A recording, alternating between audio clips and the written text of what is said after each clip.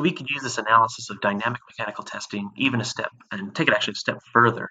And instead, we can look at basically these plots of our loss modulus or our loss tangent, tan delta, and look at it as a function of temperature.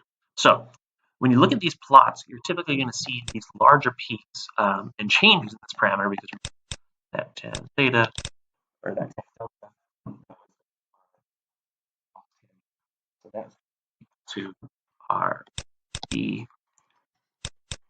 or G double prime over E prime slash or G prime. So again, that was our definition of our loss tangent. So if we look at a plot of that versus temperature, we're going to kind of see some basically peaks and changes in this parameter. And we've actually already seen, we'll see in a second that our modulus for our polymer is very temperature dependent. And the temperature is going to affect essentially the amount of molecular motion and free volume. So as we've kind of talked about, as we increase KT, we increase our, basically the amount of our free volume that we could access.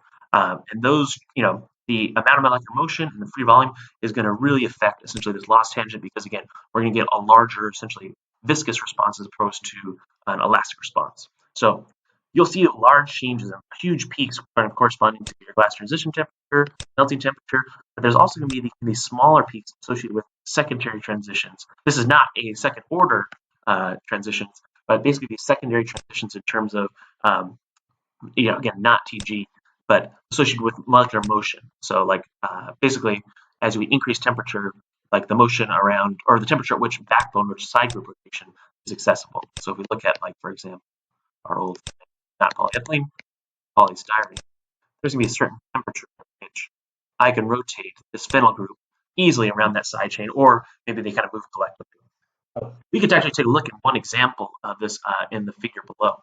So here, we can see kind of these large peaks in the log of tan theta versus temperature.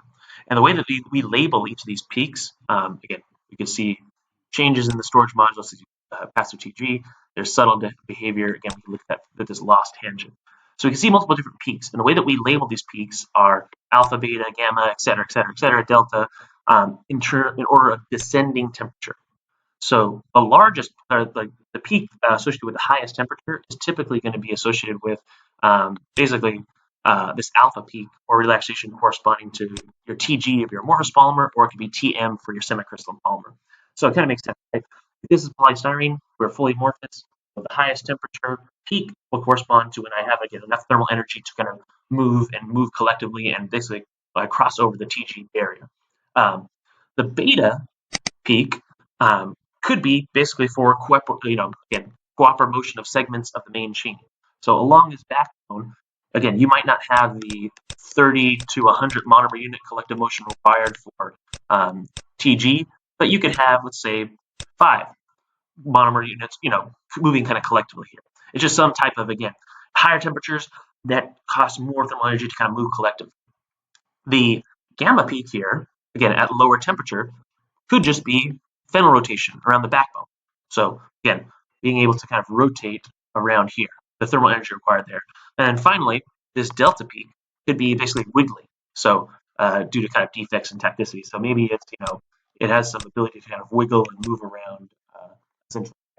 So that's kind of this idea that this dynamic mechanical testing, if we run these experiments, if we analyze and, basically measure as a function of temperature, this log of tan theta, we could get some intuition about the kind of molecular motion that we observe in polymeric materials. So next time we'll look into semicrystalline polymers and we'll get into some a little more detail. So excellent. I'll see you all in the next video. Helps. And let me know if you have any questions. Thanks. Bye.